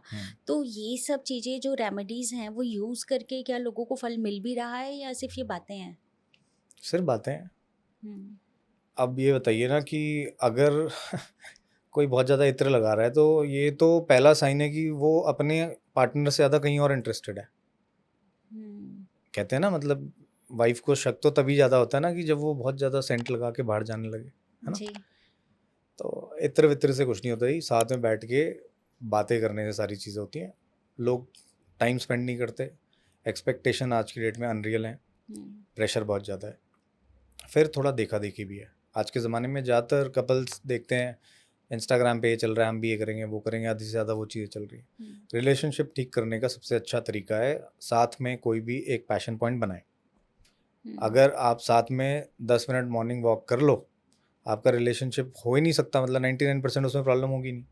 आप सिर्फ कोई एक ऐसी एक्टिविटी साथ में करो जिसमें बातचीत ना हो, बस साथ में कर रहे हो, तो आपका रिलेशनशिप ठीक हो जाएगा। अब इत्र लगाने से ये है कि हाँ एक फील गुड फैक्टर आ जाएगा, बट उससे रिलेशनशिप कैसे अच्छा हो जाएगा जब आपस में बन ही नहीं रही। वैसे तो बात करते नहीं, आज उसने परफ्यूम लगा लिया वो गले लगा लेगी आपको, ऐसे तो नहीं होगा।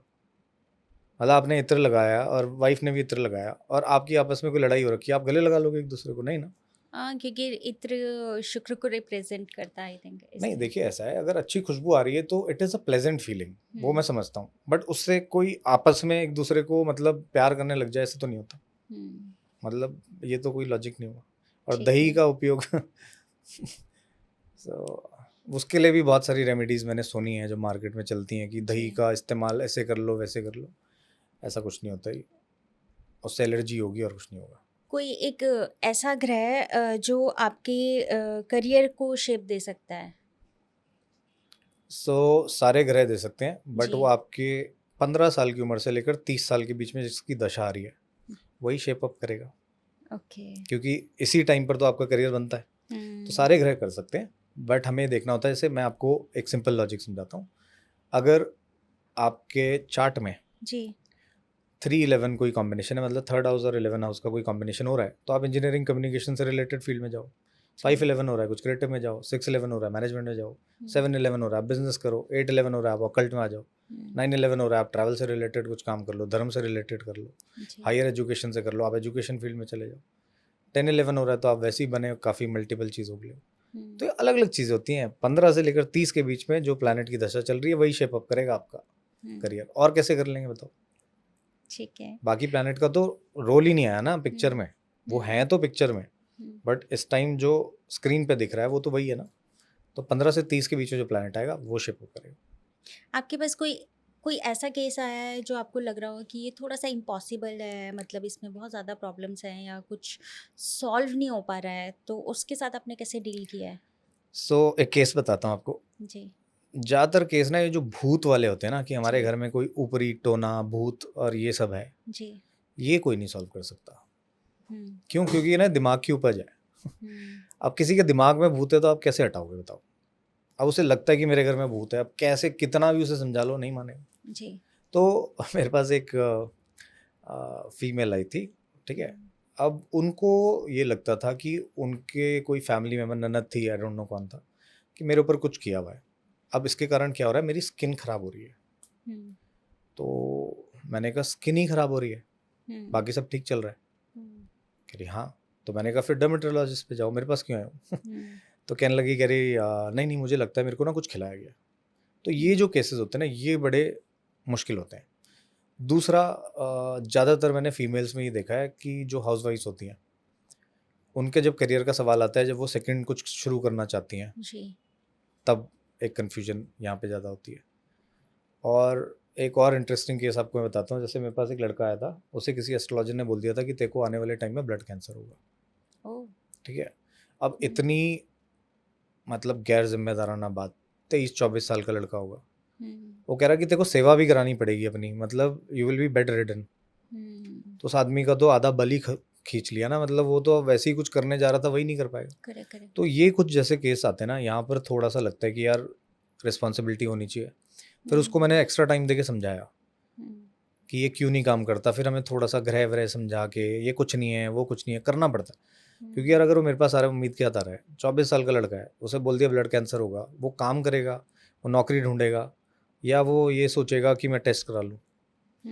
तो ऐसे केस बड़े डिफिकल्ट हो जाते हैं, कभी कभी बहुत मुश्किल हो जाता है। फिर उनको ना एस्ट्रोलॉजी ज़्यादा साइकोलॉजिकल काउंसलिंग देनी पड़ जाती है। और भूत वाले तो साइकोलॉजिकल ही होते हैं ज़्यादातर।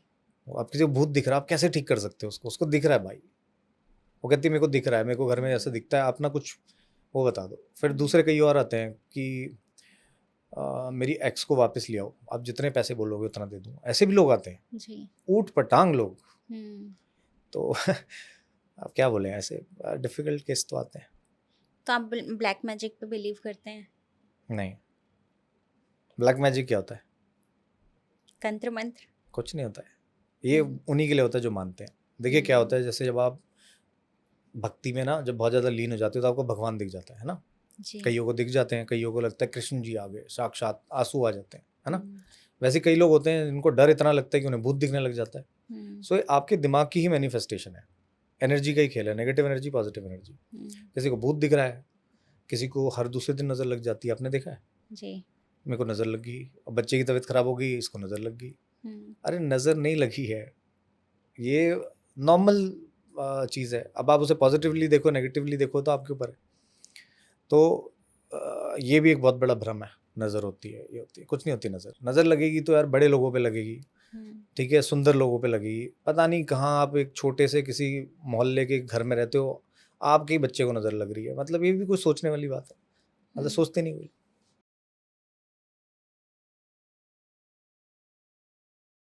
तो अभी सर हम एक राउंड शुरू करने वाले हैं आपके साथ में, रैपिड फायर राउंड। आपको जल्दी से आंसर करना है, ठीक है? और आप बताना चाहें रीज़न तो वो भी बता सकते हैं। ओके। तो सबसे पहले तो आपका फेवरेट ग्रह कौन सा है? शनि। क्यों? सो शनि जितना उसको अंडर एस्टिमेट किया जाता है, जी, या जितना मिसअंडरस्टूड है, उतना है नहीं। It is a okay, planet which gives you something in very big quantity.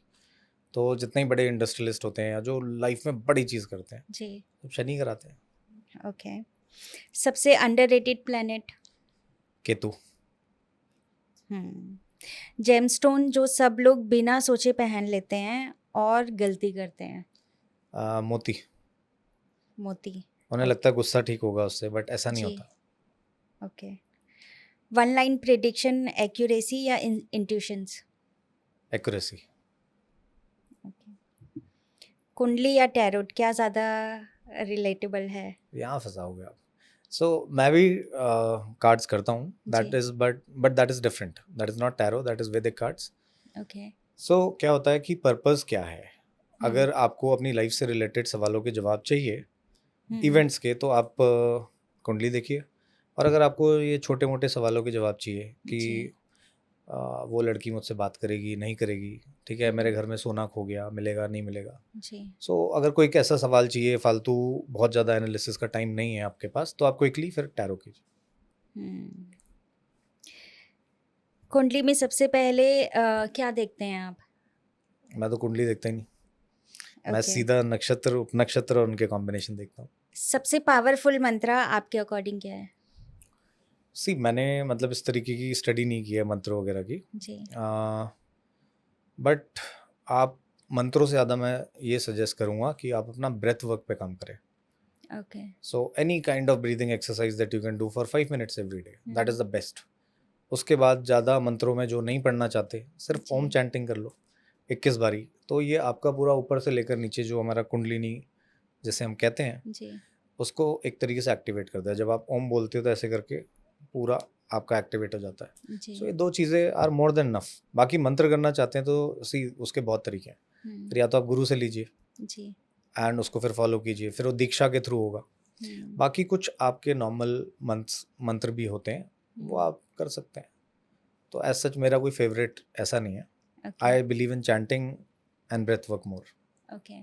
कोई एक बुक जो आप हमारी ऑडियंस को रिकमेंड करना चाहते हैं? गीता पढ़िए। न्यूमरोलॉजी की अगर बात करें तो आप नंबर्स पे बिलीव करते हैं? बिल्कुल करता हूँ, बट जो आज की डेट में न्यूमरोलॉजी कर रहे हैं उनमें से जी। मेरे को 99% लोगों पे कोई भरोसा नहीं है, क्यों, ऐसा क्यों कह रहे हैं आप? क्योंकि वो लोशु ग्रिड करते हैं।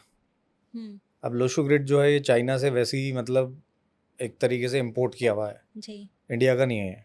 हम्म। जैसे इंडिया में आपने सुना होगा फेंग शुई आया था, हम्म। वो भी वास्तु की काट करने के लिए आया था। तो चाइना वाले क्या करते हैं, बड़े स्मार्ट है, हम्म। ये करते हैं कि इंडिया में कोई चीज़ बढ़िया चल रही है ना, तो एक मार्केट में एक प्रोडक्ट ऐसा लिया हो कि हमारा चल जाए। जी। तो न्यूमरोलॉजी में जो भी लोशु ग्रिड कर रहे हैं ना, ये जी। प्रिडिक्टिव फॉर्म नहीं है, और 99% लोग वही कर रहे हैं। अब वो कहते हैं आपकी ग्रिड में नंबर मिसिंग है। अब नंबर तो कोई ना कोई मिसिंग होगा ही, आपकी बर्थ डेट में 1 से 9 तक तो हो नहीं सकते। जी। तो इसका मतलब क्या है, जैसे ही मिसिंग नंबर हुआ चल ये ले रेमेडी जा।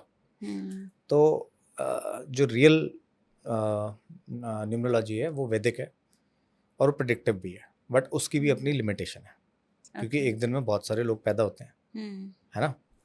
तो हम कुछ चीज़ें तो बता देंगे कि ये तो पक्का होंगी, जी। बट सारी चीज़ें बताने के लिए हमें तीनों साइंस यूज़ करनी पड़ती हैं। ओके।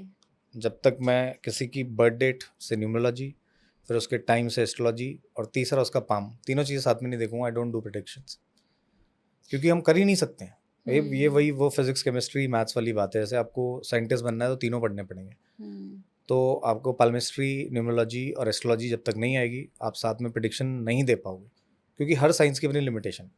बिल्कुल। नंबर्स में क्या कोई ऐसा फेवरेट नंबर होता है कि हाँ ये नंबर बहुत लकी है और अगर ये अपने पास है तो वही पैसा ही पैसा है? फेवरेट नंबर 0 बनाओ। ओके। आपकी लाइफ में 0 बढ़ते रहने चाहिए, मतलब चेक के आगे, बैंक बैलेंस के आगे, तो 0 सबसे बढ़िया है। बाकी 1 से 9 तो सब बराबर है, सबकी अपनी क्वालिटीज़ हैं, सबके अपने नेगेटिव्स जीरो हैं। दिया भारत ने। 0 भारत ने दिया, सबसे इम्पोर्टेंट चीज़ है। तो शून्य के अंदर ही सब कुछ है। जी। अगर आप देखोगे लाइफ भी शून्य के अंदर ही है, शून्य से शुरू होती है, शून्य पे ही खत्म होती है। तो 0 मेरा फेवरेट नंबर है, बट जैसे कहा जिसके जाता बारे है, में कोई और न्यूमरोलॉजिस्ट बात नहीं करता। हाँ, बट जीरो में ऐसा क्या है, बताइए थोड़ा सा। तो 0 जहाँ लग जाता है उसकी पावर बढ़ा देता है, और अगर किसी के पीछे नेगेटिवली लग जाए, यानी जी। उसके पीछे लग जाए, तो उसकी पावर को घटा देता है। इससे ज़्यादा पावरफुल नंबर तो कोई है ही नहीं। बाकी सारे न्यूमरोलॉजिस्ट 1 से लेकर 9 की बात करते हैं, मैं कहता हूँ 0 कहाँ गया, मजाक कर रहा हूँ। 1 से 9 नंबर सबके पॉजिटिव नेगेटिव है, but 0 is my favourite number. Okay. 6 number को लेके बहुत ज़्यादा कहा जाता है कि बहुत इट रिप्रेजेंट शुक्र, तो कहीं ना कहीं लग्जरी को अट्रैक्ट करता है, ये सब चीज़ें, तो ये कहाँ तक सच है? नहीं, बिल्कुल है। सो हर प्लैनेट, हर नंबर के साथ एक प्लैनेट एसोसिएटेड है। 6 नंबर शुक्र का ही है। जी। 6 नंबर वाले बेसिकली डेस्टिनी नंबर वाले आपको ज़्यादातर चमक दमक वाले मिलेंगे। वो देखेंगे मैंने क्या पहना हुआ है, शीशे में देखेंगे अपने आप को, ये होगा डेस्टिनी नंबर 6। बट हर कोई कितना होगा कितना नहीं होगा वो बर्थ डेट के और नंबरों से ही पता लगेगा। ओके। वो महीना भी तो होगा ना, उसका ईयर भी होगा। तो क्या होता है न्यूमरोलॉजी में आजकल सब सिर्फ डेस्टिनी नंबर ये तो ऐसा होगा, 4 नंबर ये तो ऐसा होगा। अब 4 नंबर वाले मैंने साइंटिस्ट भी देखे हैं, मैंने वो सड़क में भीख मांगते हुए भी देखे हैं। तो 4 नंबर वाले ऐसे होते हैं, वो तो जनरलाइजेशन हो गया। तो 6 number is definitely about luxury, but हम पूरी बर्थ डेट देखेंगे ना, पूरी ग्रिड देखेंगे तब पता लगेगा हमें कहाँ पर क्या उसका रिजल्ट है। जी। वीनस है, वीनस हमेशा पैसा ही नहीं देता, वीनस और भी बहुत सारी चीज़ें देता है। वीनस एक्स्ट्रा मैरिटल भी करा देता है, ठीक है। वीनस आपका ऑल्टरनेट मेडिकेशन भी है, ऑल्टरनेट सोच भी है, सिद्धि के लिए भी बहुत अच्छा है वीनस।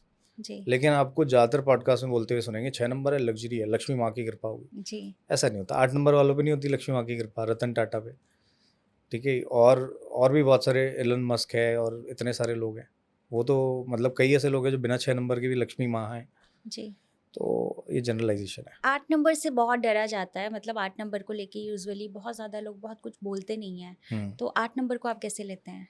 8 नंबर शनि द्वारा रिप्रेजेंटेड है, जी ठीक है? अब शनि को मैंने बताया था कि मेरा फ़ेवरेट है, उसके पीछे जी। रीज़न है।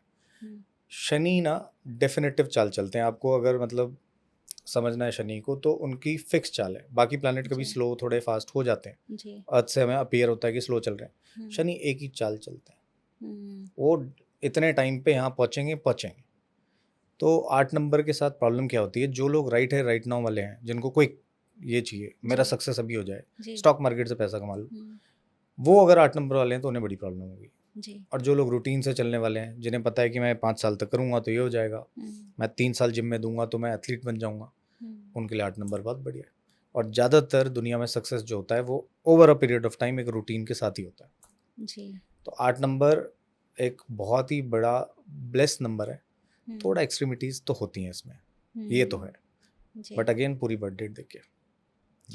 चलिए, बहुत अच्छा लगा आपसे बातचीत करके और बहुत कुछ जानने को मिला। और पता चलता है कि हाँ, फेस रीडिंग से भी हम बहुत कुछ पता लगा सकते हैं, या न्यूमरोलॉजी, या जैसे आपने बोला कि एस्ट्रोलॉजी भी एक साइंस है। हाँ तो जी। इन सब चीज़ों के ऊपर बात करके आपसे बहुत अच्छा लगा। थैंक यू सो मच, आपने हमें ज्वाइन करा, उसके लिए बहुत बहुत धन्यवाद। धन्यवाद, नमस्कार। नमस्कार।